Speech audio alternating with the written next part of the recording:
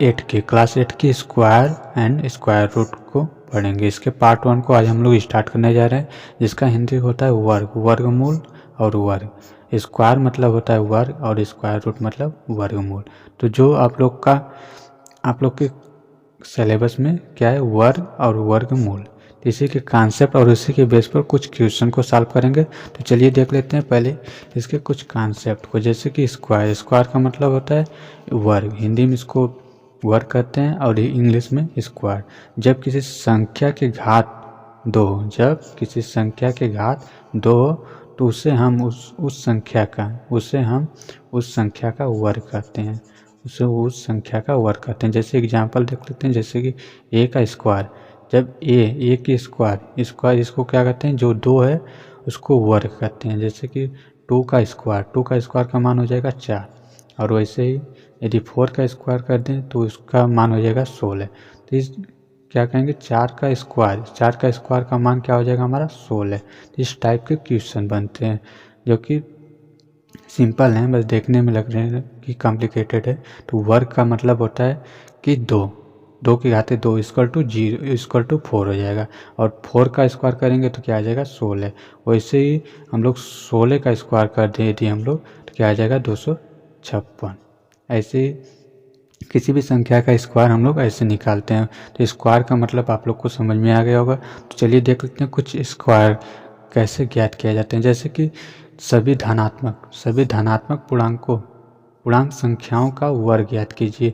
सभी धनात्मक पूर्णांक संख्याओं का क्या वर्ग ज्ञात करना है। तो धनात्मक पूर्णांक मतलब कि सभी क्या है, पॉजिटिव है, वैल्यू है, मतलब धनात्मक मान है कि +1 है, +2 है, +3 है, +4 है, सभी का क्या वर्ग निकालना है। क्या बोला है, वर्ग ज्ञात कीजिए।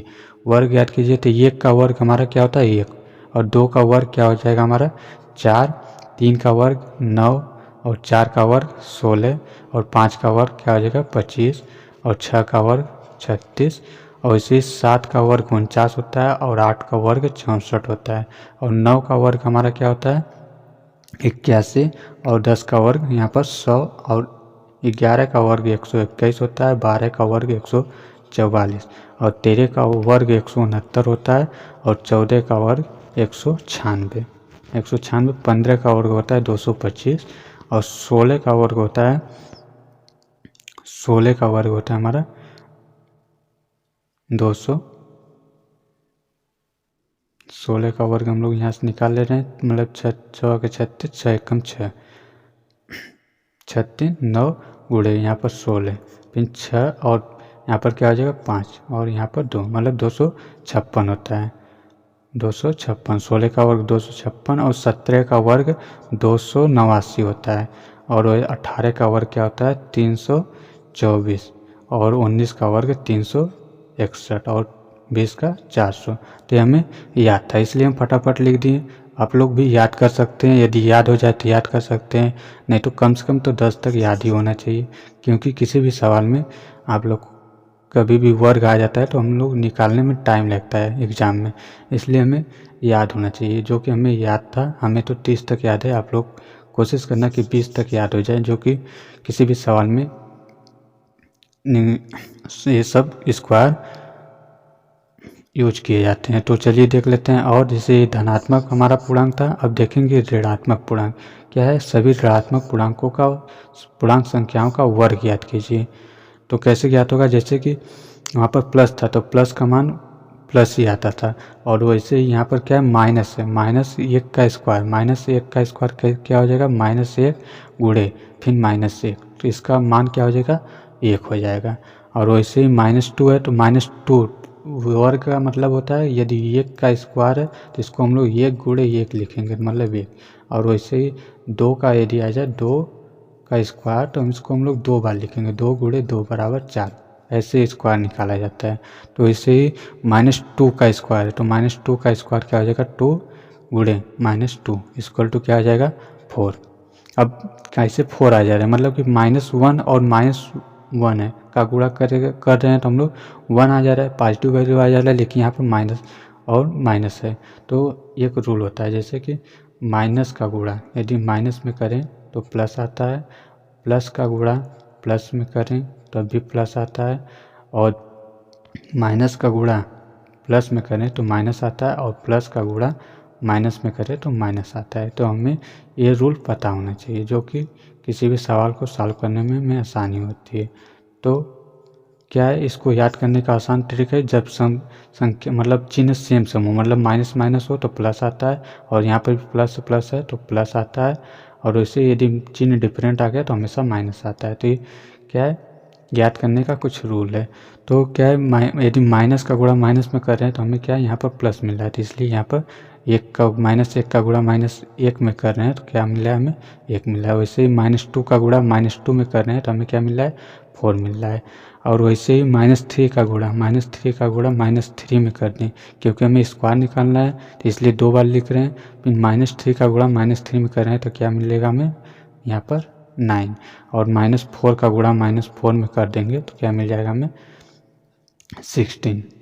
और वैसे ही 5 का गुणा यदि 5 में कर रहे हैं तो माइनस 5 का गुणा माइनस 5 में कर रहे हैं तो क्या मिलेगा हमें 25। मतलब कि माइनस माइनस का गुणा कर दे रहे हैं इसलिए पॉजिटिव वैल्यू आ जा रहा है। यहाँ पर 5 मतलब प्लस में आ जा रहा है, प्लस 25।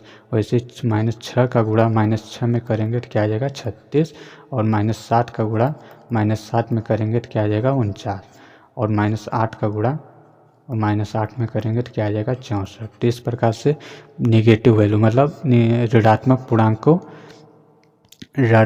का वर्ग निकालते हैं। तो बस हमें क्या है, इस कॉन्सेप्ट को हमें याद रखना चाहिए, मतलब कि इस फार्मूले को आप लोग को याद करना होगा, जिससे कि ये सारे कोई भी माइनस में आ जाए, माइनस पूर्णांक में आ जाए कोई भी संख्या, उसका बोल दो वर्ग निकालने के लिए तो आप लोग आसानी से ज्ञात कर सकते हैं। अब चलिए देख लेते हैं कुछ परमेय संख्याओं का वर्गमूल, मतलब परमेय संख्याओं का वर्गमूल कैसे ज्ञात किया जाता है उसी को देख लेते हैं। तो इसमें कुछ करना नहीं है, क्योंकि यहाँ पर इसको क्या कहते हैं हम लोग, अंश वाला, इसको अंश कहते हैं ऊपर वाले संख्या को, और नीचे वाली संख्या को हर। तो सिंपली वैसे ही अंश वाले का भी वर्ग कर लेंगे और हर वाले का भी वर्ग कर लेंगे। मतलब 2/के यहाँ पर 3 है का स्क्वायर करेंगे तो क्या आ जाएगा 4/9। और वैसे यहाँ पर क्या नेगेटिव वैल्यू आ गया, नेगेटिव वैल्यू से कोई लेना देना नहीं है।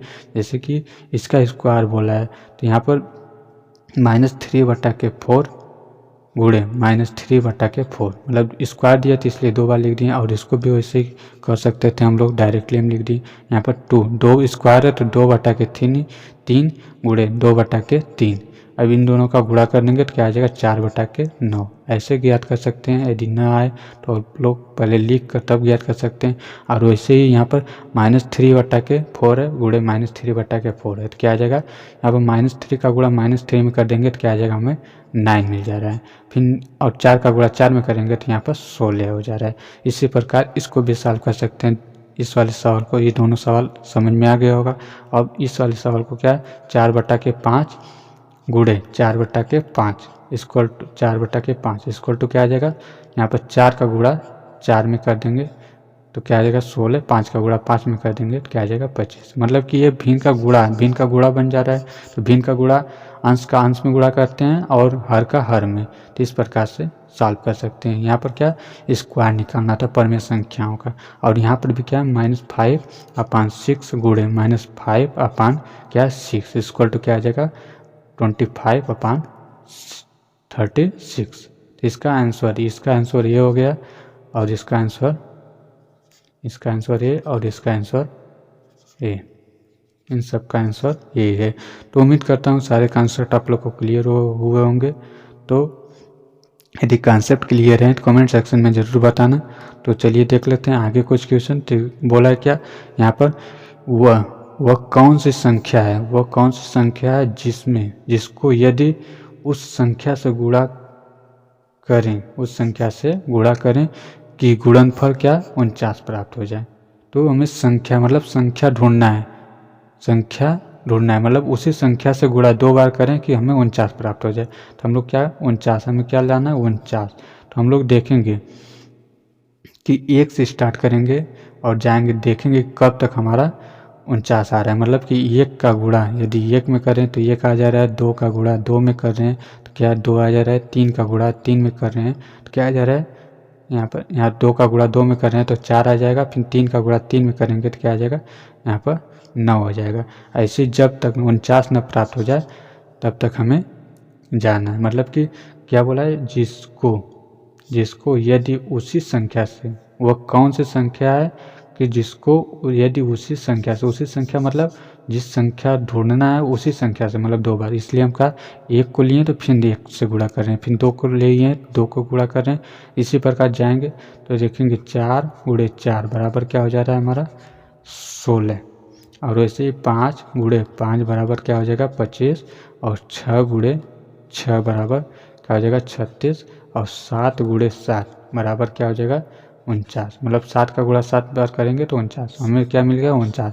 बोला था कि सवाल में वह कौन सी संख्या, मतलब मान लिए हम 7 मान लिए, उसी संख्या से मतलब कि जो संख्या मिला है उसी संख्या से हमें फिर से गुणा करना है। मतलब 7 का गुणा यदि हम 7 में कर दें तो हमें क्या मिल जाएगा 49। तो हमारा सवाल बस इतना ही था, ये हम बस समझाने के लिए आप लोग को बता दिए, इसका कोई मतलब नहीं है इस सवाल से, बस समझाने के लिए बता दिए। तो इसका सवाल का आंसर यही है 49। मतलब 7 में 7 का गुणा कर देंगे तो हमें 49, तो 49 हमें लाना था तो 49 हमें मिल गया। तो संख्या कौन सी मिल गई हमें 7, इसका आंसर क्या मिल जाएगा 7।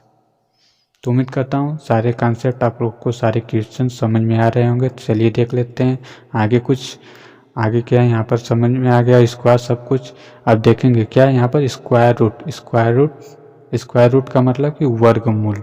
अभी ऊपर बताएं तो वर्गमूल का चिन्ह जो होता है ये करड़ी, इसको कहते हैं करड़ी।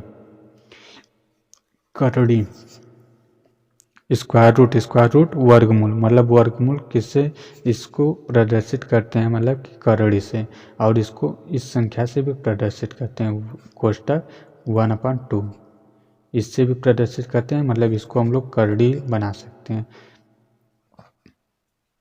तो उम्मीद करता हूँ ये कॉन्सेप्ट आप लोग क्लियर हुए होंगे। जैसे कि वर्गमूल का चिन्ह क्या होता है, एक करड़ी, इस सिंबल से हम लोग इसको मतलब चिन्हित करते हैं। और या तो इससे भी कर सकते हैं, इस वाले चिन्ह से भी कर सकते हैं और इस वाले चिन्ह से भी कर सकते हैं। जैसे कि एग्जांपल देखते हैं, जैसे कि क्या अंडर रूट मतलब 25, मतलब करड़ी में 25 का वर्गमूल ज्ञात कीजिए।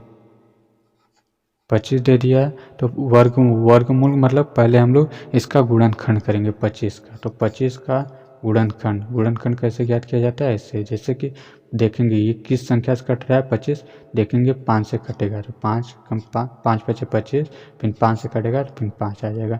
तो क्या करड़ी के अंदर 5 गुणे 5 इतना हो गया। अब करड़ी वर्ग रूट निकालने का रूल होता है कि जो करड़ी में यदि 2 मान सेम है, दोनों अंक सेम है, तो उसको जोड़ा बनाकर हम लोग बाहर निकाल लेते हैं, मतलब 5। तो इसका आंसर क्या आ जाएगा 5।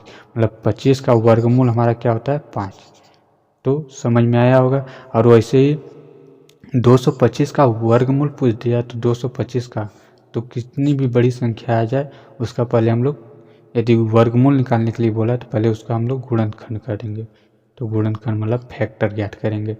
फैक्टर तो ये देखेंगे किस संख्या से कट रहा है हमारा 3 से कट जा रहा है, 3 सत्ते 21, मतलब काटने का मतलब कि जिस पहले छोटी छोटी संख्या से काटेंगे, मतलब अभाज्य संख्याओं से काटेंगे।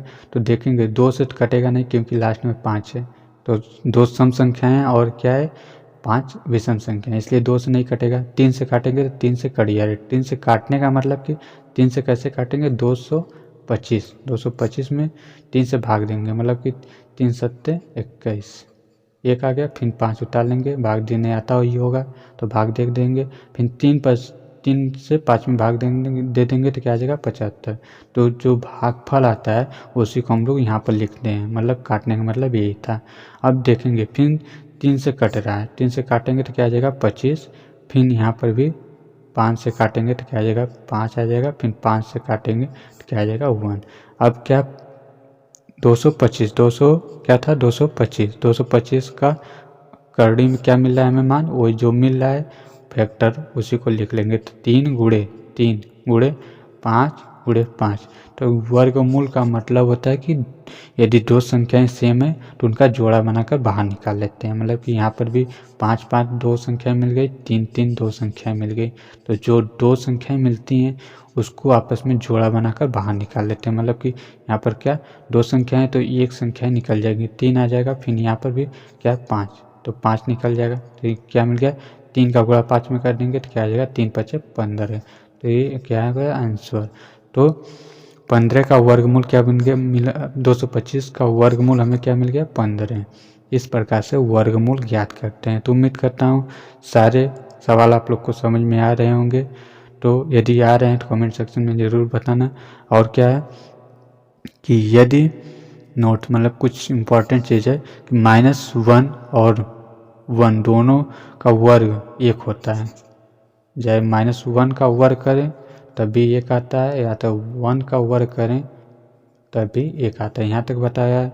और लेकिन 1 का वर्गमूल निकालें, मतलब कि वर्गमूल जैसे कि 1 का वर्ग किए तभी 1 आया, फिर 1 का वर्गमूल वर्ग किए तभी 1 आया। लेकिन क्या 1 का वर्गमूल निकालें, 1 का वर्गमूल, वर्गमूल का मतलब ये चिन्ह था, चिन्ह करड़ी का चिन्ह था, तो वर्गमूल का मतलब ये होता है। फिर क्या हो जाएगा इसका मान, वर्गमूल +-1 होगा। मतलब वर्गमूल निकालेंगे तो +-1 होगा। किसी भी पॉजिटिव वैल्यू का वर्गमूल निकालते हैं तो उसका मान हमेशा +-1 आता है। किसी भी पॉजिटिव वैल्यू का मान, मतलब कि यहाँ पर 1 है, किसी भी मान को मान लेते हैं हम √4, 4 का वर्गमूल क्या हो जाएगा, ±2। तो इस प्रकार से किसी भी संख्या का, बड़ी से बड़ी संख्याओं का हम लोग निकालते हैं वर्गमूल, तो ऐसे लिखते हैं। लेकिन लिखा नहीं जाता है, लेकिन रूल होता है यही कि + दोनों मान में हमारी आंसर आता है। किसी भी संख्या का वर्गमूल निकालने पर हमें दोनों मान में, दोनों पॉजिटिव वैल्यू भी आती है, नेगेटिव वैल्यू भी आती है। मतलब धनात्मक मान भी आता है और ऋणात्मक मान भी आता है। तो इस प्रकार से हम लोग किसी भी सवाल को सॉल्व कर सकते हैं, मतलब वर्गमूल ज्ञात कर सकते हैं। तो वर्ग जो है हमेशा पॉजिटिव वैल्यू आता है, और वर्गमूल जो होता है हमेशा दोनों धनात्मक ऋणात्मक दोनों आते हैं। तो ये धनात्मक ऋणात्मक वाले हैं, ये बस सिर्फ क्या पॉजिटिव, मतलब यहाँ पर +- दोनों में आएंगे मान, दोनों में आएंगे। यहाँ पर क्या है प्लस में आएंगे, वर्ग में क्या प्लस में आएंगे, और वर्गमूल में धनात्मक और ऋणात्मक दोनों वैल्यू आते हैं। तो अगला क्वेश्चन क्या है, ज्ञात कीजिए कि क्या 225 एक पूर्ण वर्ग है। पूर्ण वर्ग का मतलब कि उसका पहले उसका फैक्टर निकालेंगे, 225 का फैक्टर, 225 का फैक्टर निकालेंगे। तो क्या इससे अभी देखें ऊपर सवाल उसी के कॉन्सेप्ट से लगेगा, देखेंगे क्या यहाँ पर 3 से कट रहा है, तो 3 7 21 और 3 5 15, फिर 3 से काट देंगे तो क्या आ जाएगा यहाँ पर 25, फिर 3 से काट देंगे, 5 से कटेगा तो 5 आ जाएगा, फिर 5 से काट देंगे तो क्या आ जाएगा 1 आ जाएगा। दीदी देखेंगे जोड़ा बन जा रहा है, जब जोड़ा बन जा रहा है तो इसका मतलब ये पूर्ण वर्ग है। मतलब कि यदि 225 को यदि अंडर रूट में लिखें तो क्या आ जाएगा 3 गुणे 5 गुणे 5, यही आएगा, क्योंकि हमें 2 बार 3 है और 2 बार 5 है तो उसी को लिख दिए। और बोलें कि पूर्ण वर्ग का मतलब कि देखेंगे यहाँ पर जोड़ा बनाकर बाहर निकाल लेंगे तो देखेंगे कि क्या यहाँ पर 3 और गुणे 5 मिल गया, क्या मिल गया 15, मतलब 15 मिल गया। और शेषफल कोई नहीं, कुछ नहीं बचा। यदि यहाँ पर कुछ और संख्या आ जाती, मतलब 3 गुणे 3 गुणे फिर 5 गुणे 5 और कोई संख्या और आ जाती तो वो पूर्ण वर्ग नहीं बनता। लेकिन कोई संख्या नहीं है, जोड़ा बन गया दोनों का, इसलिए इससे ज्ञात हो जाता है कि ये पूर्ण वर्ग है। 225 क्या है, पूर्ण वर्ग है। इस कॉन्सेप्ट को आप लोग ध्यान से देखना कि पूर्ण वर्ग याद करने का रूल यही है कि पहले जो संख्या का पूर्ण वर्ग पूछा उसका गुणनखंड कर लेंगे और उसको करड़ी में लिखकर उसका दो का जोड़ा बना लेंगे। अब यदि उससे ज़्यादा कोई संख्या मिल जा रहा है तो वो पूर्ण वर्ग नहीं है। मतलब कोई सिंगल संख्या, यदि हम यहाँ पर 4 यहाँ पर 3 एक ठो और लिख दें तो ये संख्याएं पूर्ण वर्ग नहीं कराएंगी। लेकिन हमें क्या जोड़ा दो का मिल जा रहा है 225 का, इसलिए क्या पूर्ण वर्ग बन गई। तो 15 का वर्ग क्या है 225। अभी ऊपर देखें तो उम्मीद करता हूँ सारे सवाल आप लोग को समझ में आ रहे होंगे। तो इसका आप लोग खुद से सॉल्व करना। 360 एक पूर्ण वर्ग है, याद करना है। तो इसका भी पहले फैक्टर निकालेंगे 360 का, फिर जो फैक्टर का मान है यहाँ पर उसको कड़ी में लेकर दो दो का जोड़ा बना लेंगे। यदि सबका जोड़ा बन जाएगा तो ये 360 पूर्ण वर्ग रहेगा, नहीं तो अन्यथा नहीं रहेगा। तो इसी टाइप से सारे क्वेश्चन सॉल्व किए जाते हैं। और यहाँ पर कुछ इम्पॉर्टेंट चीज़ है कि सम संख्या का वर्ग भी एक सम संख्या होता है। मतलब दो का वर्ग हमेशा क्या आ जाएगा, सम संख्या। मतलब दो सम है और इसे 4 का वर्ग क्या आ जाएगा, 16। और यदि 6 का वर्ग करें क्या आ जाएगा, 36। मतलब कि जो सम संख्याओं का वर्ग होता है, सम संख्याओं का, तो उसका जो मान आएगा वर्ग करने पर उसका सम संख्या में ही आएगा। जैसे ये रूल यहाँ पर फॉलो होता है। और विषम संख्याओं का वर्ग भी एक विषम संख्या होता है। जैसे 3 ले लेते हैं, 3 एक विषम संख्या है, तो इसका वर्ग क्या आ जाएगा, 9। और वैसे 5 ले लेते हैं तो 5 का वर्ग क्या आ जाएगा, 5 का वर्ग क्या आ जाएगा, 25। और वैसे ही 7 का स्क्वायर करेंगे तो क्या आ जाएगा, 49। मतलब कि यहाँ पर देख रहे हैं ये भी क्या है, विषम संख्या है। ये सारे संख्याएं क्या है, विषम संख्याएं। विषम संख्याएं तो क्या बोला है कि ये दूसरा वाला ये इस वाले रूल को फॉलो कर रहे हैं। मतलब विषम संख्या का वर्ग करेंगे तो हमेशा क्या विषम संख्या प्राप्त होगी, और सम संख्या का वर्ग करेंगे तो हमेशा सम संख्या प्राप्त होगी। तो ये जो एग्जाम्पल है, और ये वाला एग्जाम्पल विषम संख्या के लिए, ये सम संख्या के लिए, और ये क्या है, विषम संख्या के लिए। तो सारे कॉन्सेप्ट आप लोग को क्लियर हुए होंगे। तो चलिए देख लेते हैं आगे। तो आगे कुछ क्वेश्चन है, ये सारे क्वेश्चन है जिससे कि आप लोग इसको सॉल्व करना है, जिससे कि आप लोग का भी सारा कॉन्सेप्ट आप लोग को क्लियर हो जाएगा। तो चलिए मिलते हैं अब अगले पार्ट में, तब तक के लिए जय हिंद।